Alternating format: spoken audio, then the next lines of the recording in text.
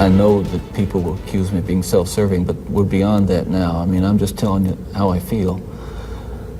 But through God's help, I have been able to come to the point where much too late, but better late than never, feel the hurt and the pain that I am responsible for. Yes, absolutely. In the past few days, myself and a number of investigators have been talking about unsolved cases, murders that I was involved in. And it's hard to talk about all these years later because it revives in me all those terrible feelings and those thoughts that I have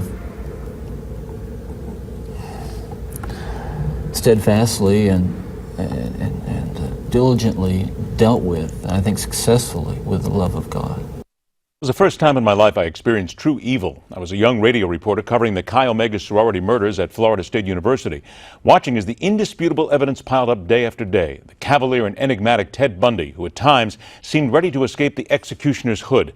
And years later, just before they lit up old Sparky and fried him to his very soul, how he could talk about being saved by God. It was in those moments I dedicated myself to never fearing evil, never being afraid to call it out for what it truly is, no matter the person, no matter the instance, no matter how small it might seem, but noting real evil in the hopes it might shed some light on what plagues America at its very core. Elizabeth Womack says her lab pit bull mix named Chase was a member of her family and her son's best friend. We had a kennel for Chase, and all he does is he sits in the kennel now.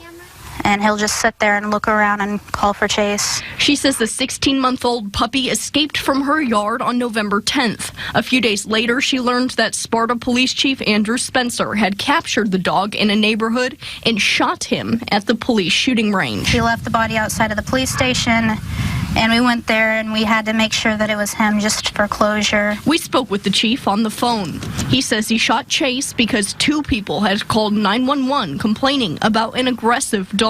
Spencer says he responded and saw that the dog was trying to bite people. He says at the same time he was called to a rollover car crash, so he decided to kill the dog before responding to the higher priority call. The only reason our dog would charge at anybody would be to play. A cop, no evidence whatsoever this family pet had attacked anyone, captured the dog. In his report, noted he planned to go to the cheapest vet to destroy the dog at the cost of the city.